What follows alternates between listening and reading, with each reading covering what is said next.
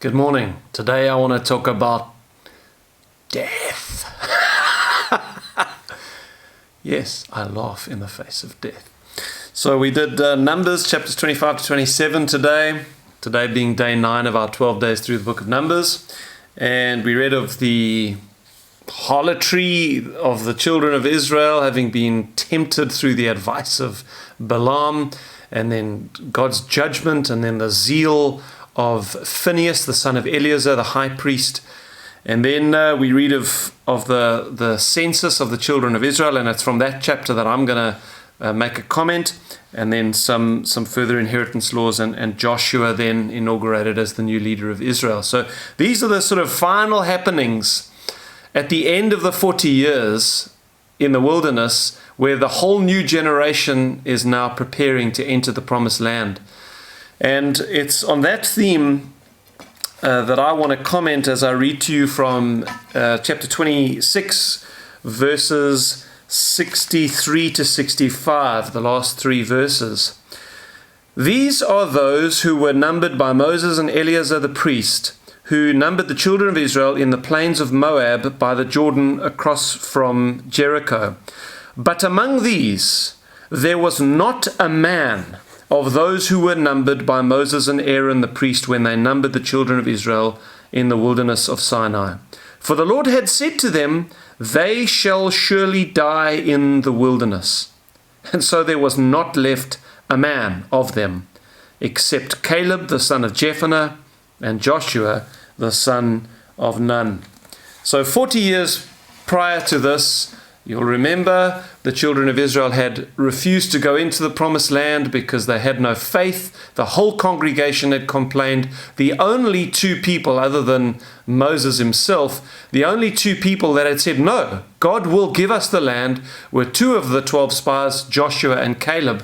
And God had made a promise on that day, 40 years earlier, that the entire generation from 20 years old and above who did not have faith would die in the wilderness, and their children, whom they said were going to get killed, their children would be the ones to go into the promised land.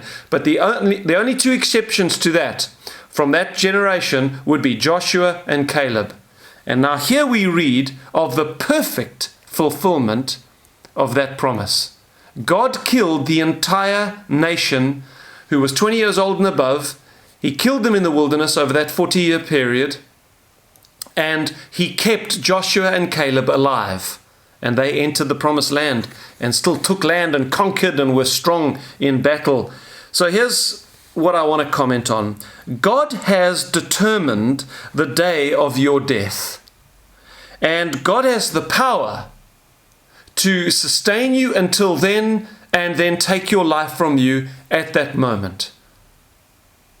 Life and death are in God's power. He decides how long you live. He decides when you die. He decides how you die. And He decides the circumstances of both life and death.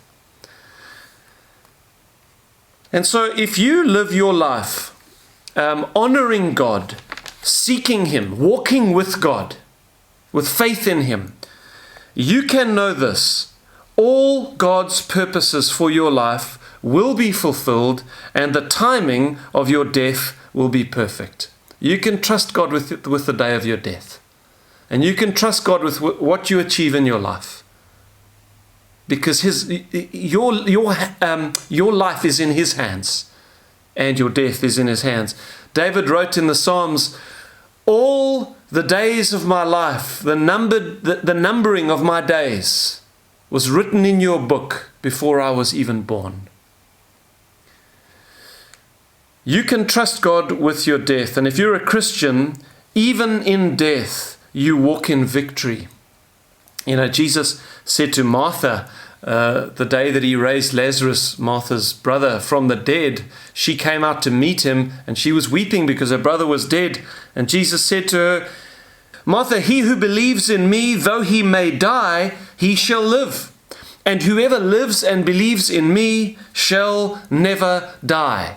Do you believe this?" And Jesus asks you the same question today. Though you may die, yet shall you live.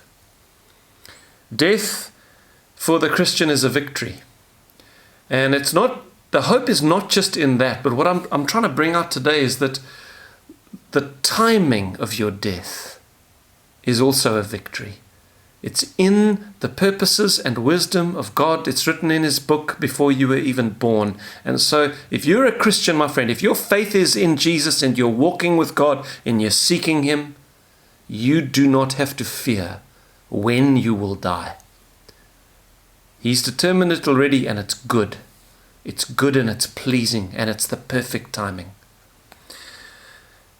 But then it must be said that if you are an unbeliever, and for unbelievers in general, death is to be feared.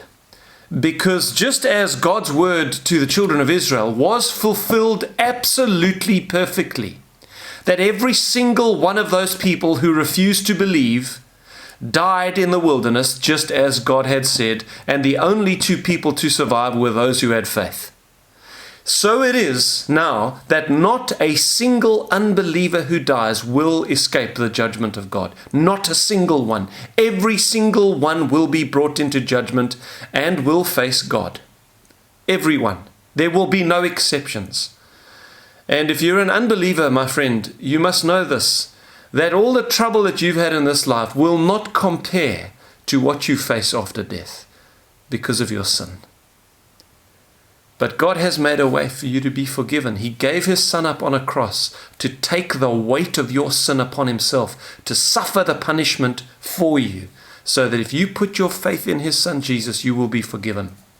And then you can know that whether in life or in death, you have been reconciled to God, and Jesus is your friend.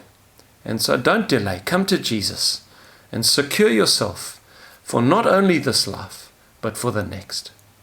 So God bless you, and I'll see you tomorrow.